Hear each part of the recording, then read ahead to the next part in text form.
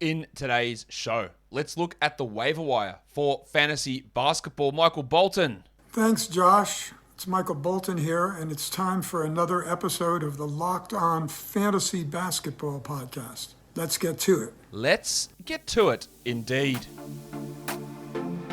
You are Locked On Fantasy Basketball, your daily fantasy basketball podcast, part of the Locked On Podcast Network.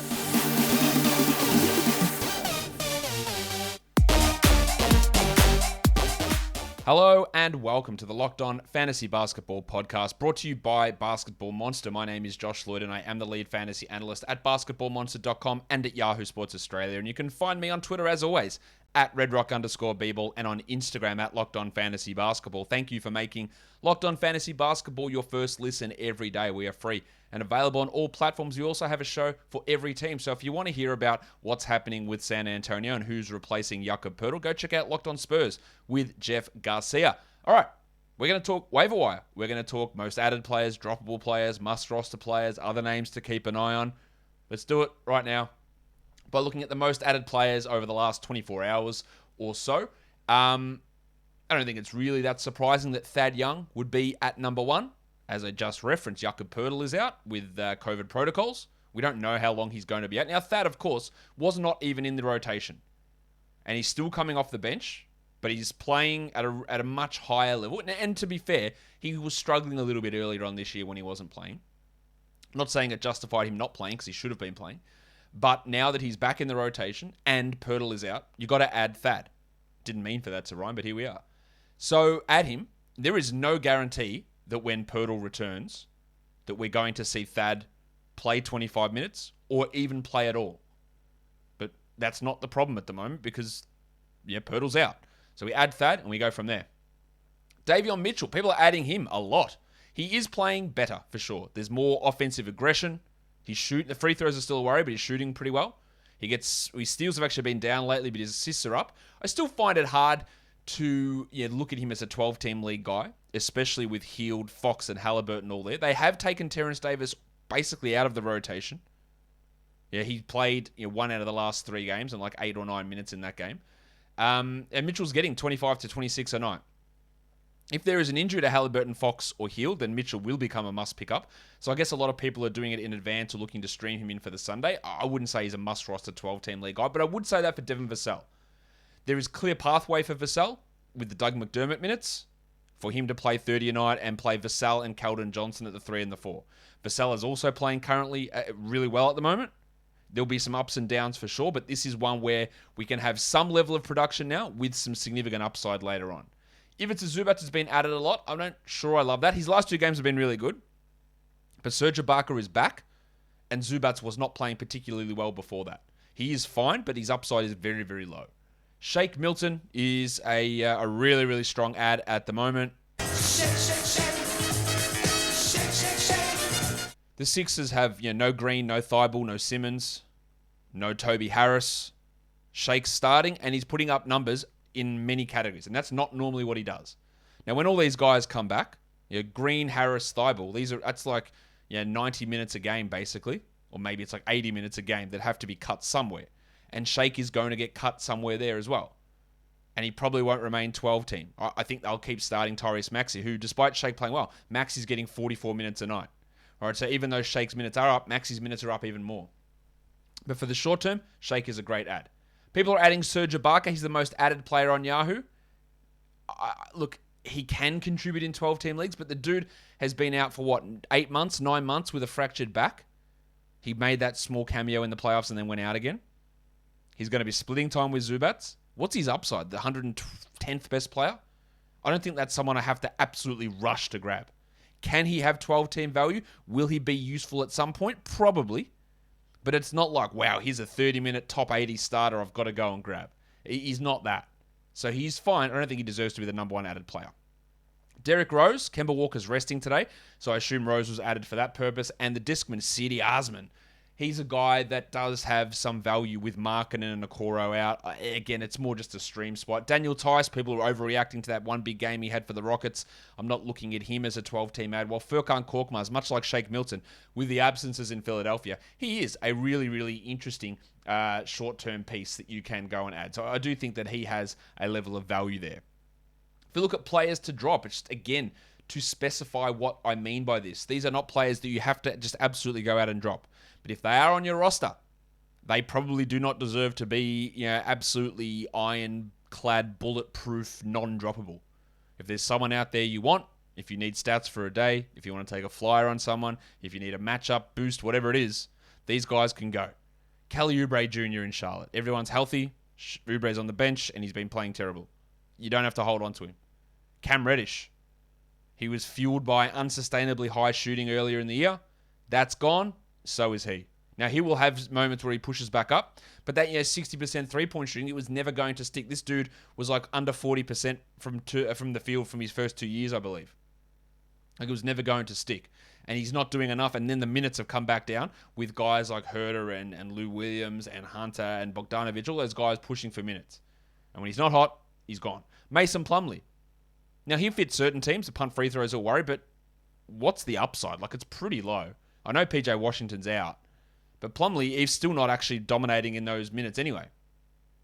So, I don't see him as a high upside guy to hold. Larry Nance, he just cannot get minutes. It's going to take an injury, but if we just hold every guy who needs an injury to make an impact, you're going to be bogged down with nothing on your roster. I think Nance can go. I also think DeAndre Hunter can go. Right? Again, it's not an auto drop, and I would prefer to hold him over any of those guys I've just mentioned, Nance, Plumlee, Reddish, and Oubre. But DeAndre Hunter's starting. He's playing 30 minutes. He's very limited in his rebounds, assists, blocks, and steals. He doesn't get many of those at all. His shooting is fine. He's like 50% from the field, but his usage is well down. Like, he's like a 14-team league guy versus a 12-team league player, I think. Duncan Robinson, 3-point streamer only. Keldon Johnson, if you're in a points league, hold him. If you're in a category league, I don't see the point. He can score okay, and that's fine. You can have him if you need points in that category. But no threes, rebounds, assists, steals, blocks, and poor percentages equals a terrible category league player, or terrible for the minutes that he gets. I know he starts and plays 30 a night. That's not guaranteed either, to be honest. And he's not a category league must-hold. You can absolutely hold him, and I probably, again, would hold him more than anybody on this list, even Hunter. But you don't have to. Chris Boucher has been a drop for weeks. I'm still getting people, hey, is Chris Boucher a drop? You should have dropped him after about the first night of the season. I was not a guy that drafted. I didn't draft him anywhere. And he's actually underachieved my expectations. He can go. And then Andre Drummond. Right, Andre Drummond, we are seeing the problem with holding Andre Drummond. Yes, if Embiid is out, it's a great handcuff and it's great value. Embiid's playing back-to-backs. Embiid is looking better, and Drummond's playing like 14 minutes a night. Do you need, if you're in a weekly league or a roto league, stashing him is totally fine. If you're in a daily changes league, what are you doing with that one roster spot where you got to rotate them in and he gives you 4 and 6? Is it really worth that effort?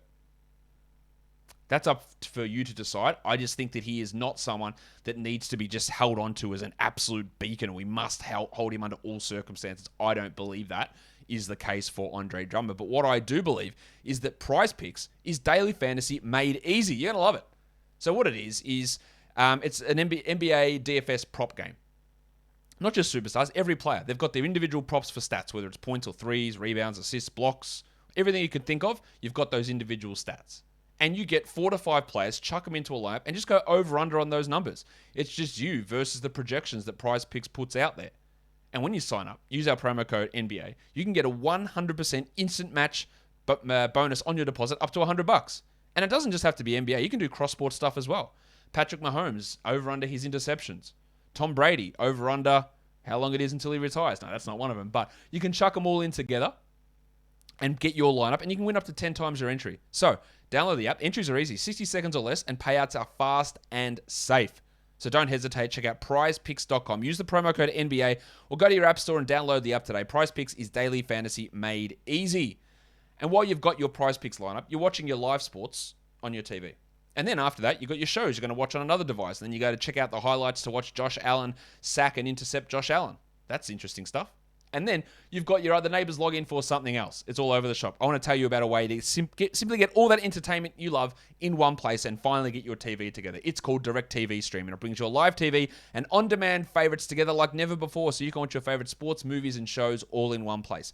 No more juggling remotes, and no need to buy another device ever again. And the best part, there is no annual contract, so get rid of the clutter and the confusion and get your TV together with DirecTV Stream. You can find out more at directtv.com. That's directtv.com. Compatible device required and content varies by package. The next package of players we're going to look at is the must roster players. These are all guys who are rostered in either Yahoo or ESPN in under 70% of leagues. And they should be rostered in every league. These are top 100 players. So if you are in your league, unless your league is a 6-team league, even in an 8-team league, I think, maybe not 8. Well, yeah, for some of these ones, yes, 8. But anything that's 10 or over, every single one of these players should be on a roster, I believe. Josh Giddey. Now, these might seem simple to you, but I'm literally reporting the numbers of him being like 60% rostered. I think he might be actually 50% rostered.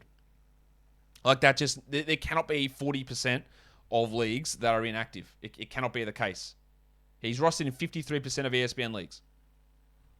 Mo Bamba seems like an obvious one as well, but not to ESPN. He's available in 34% of leagues. Are there 34% of dead leagues? Maybe. I don't know. But I believe they adjusted their roster percentage metric to discount dead leagues. So that's ridiculous. I think Alperen Şengün is a must-roster player. He is an elite stash guy who's actually producing in the minutes that he's out there. Bojan Bogdanovic. I was stunned. What is going on? Why is Bogdanovic, the Bojan variety, rostered in 59% of Yahoo leagues? ESPN. He's 81 on Yahoo. That's still not a great number on Yahoo. What are we doing here? He's a 77th ranked player this season. Alex Caruso, I believe, is a must-roster player. It's mainly for his assists and steals, but he should be rostered. Kelly Olynyk. Isaiah Stewart, I still believe is must-roster. You might be disincentivized to keep him because of how annoying it's been. I believe he's must-roster. I still believe DeAnthony Melton and Desmond Bane are must-roster. Yes, their numbers will decrease somewhat when Dylan Brooksy Brooks comes back and shoots bricks every game. But you still got to hold them, and then we figure that out later. And Daniel Gafford. He should be rostered as well. Gafford, we do not need him to play 30 minutes. 21 minutes, 70% from the field, 1.8 blocks. That's all you need for him to be a top 100 player. And he's basically doing it. Like he's not that far off where he should be or what we need him to be. He's the 116th ranked player, and that's just in 18 minutes a night, and that's because of some injuries. That'll pop back up.